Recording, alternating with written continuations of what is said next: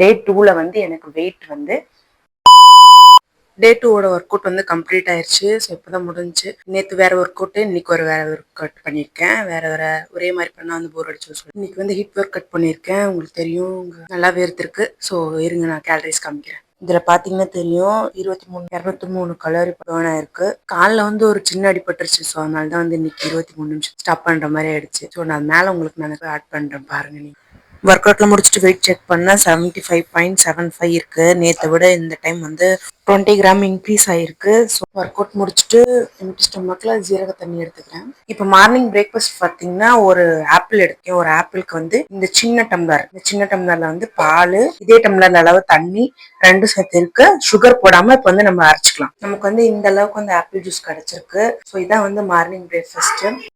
நான் எதோ ஜூஸ் குடிக்கிறேன்னு நினைச்சு என் பொண்ணு வந்து குடிச்சா, அப்புறம் சுகர் இல்லைன்னு சொல்லிட்டு அப்புறம் விட்டுட்டு போயிட்டாங்க, குடிக்கல. டைம் கரெக்டா 11 ஆகுது. ஸோ ஒரு குட்டியான எக் எடுத்துக்கிறேன். நீங்க நார்மலா வந்து வெறும் சப்பாத்தி சாப்பிட்றதுக்கு இந்த மாதிரி கேரட் நான் இன்ஃபியூஸ் பண்ணி நான் சப்பாத்தி நீங்க சுட போறேன். அது எப்படின்னு வந்து பாருங்க.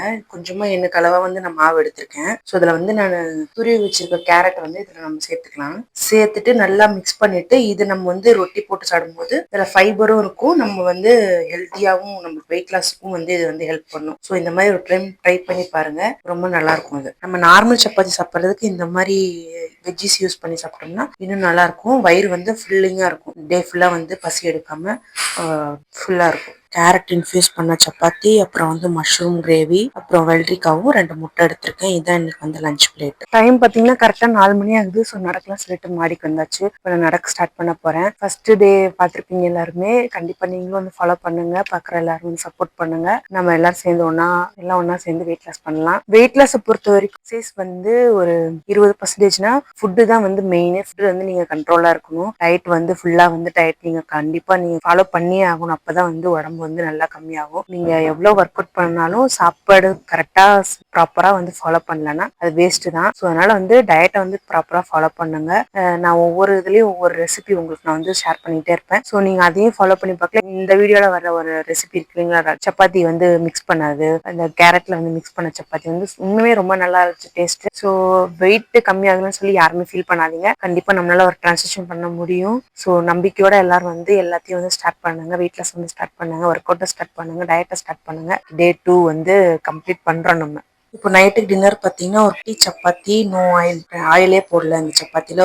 ஒரு சைஸ் சப்பாத்தி, அப்புறம் மதியம் வச்ச காளான் கிரேவி இருக்கு. அப்புறம் கொஞ்சமா வெள்ளரிக்காய் எடுத்திருக்கேன். இதான் டின்னர் மட்டும் சீக்கிரமா சாப்பிட்டுருங்க. ஒரு 7க்குள்ள வந்து ஃபினிஷ் பண்ண பாருங்க. அப்பதான் கொஞ்சம் நல்லா இருக்கும். வெயிட் லாஸ்க்கு வந்து எஃபெக்டிவா இருக்கும். 618 கேலரி வந்து பர்ன் ஆயிருக்கு. 10,000 ஸ்டெப் நம்ம கம்ப்ளீட் பண்ணிட்டோம். இன்னைக்கோட டார்கெட் வந்து கம்ப்ளீட் பண்ணியாச்சு. டே 2 வந்து கம்ப்ளீட் ஆயிருச்சு. ஸோ 10,000 ஸ்டெப் நடந்து முடிஞ்சாச்சு. ஃபுல் டே வந்து நம்ம டயட் ஃபாலோ பண்ணிட்டோம். ஸோ வந்து நம்ம இதை வந்து எழுதிடலாம். பாத்தீங்கன்னா நம்ம வந்து டே 2 வந்து கம்ப்ளீட் பண்ணிட்டோம். ஸோ டே 3ல பார்க்கலாம். இன்னைக்கு வந்து நான் ஃபர்ஸ்ட் டே 1 விட டே 2ல வந்து எனக்கு வெயிட் வந்து கூடி இருக்கு, அதிகமா இருக்கு. ஆனா வந்து நம்ம வந்து கன்சிஸ்டன்சி விடாம, மனம் வந்து தளர்ந்துராம நம்ம தொடர்ந்து பண்ணிட்டே இருந்தோம்னா நம்மளுக்கு கண்டிப்பா அந்த வெயிட் லாஸ் ஆகும். ஃபர்ஸ்ட் எப்பயுமே அப்படித்தான் வரும். ஃபர்ஸ்ட் வந்து பொறுமையா தான் வந்து வெயிட் லாஸ் ஆகும். ஸோ அதனால வந்து யாரும் வந்து வரி பண்ணிக்காம நம்ம வெயிட் லாஸ் வந்து தொடர்ந்து பண்ணிட்டே இருப்போம். ஸோ நான் உங்களை வந்து டே 3ல பாக்குறேன். பாய்.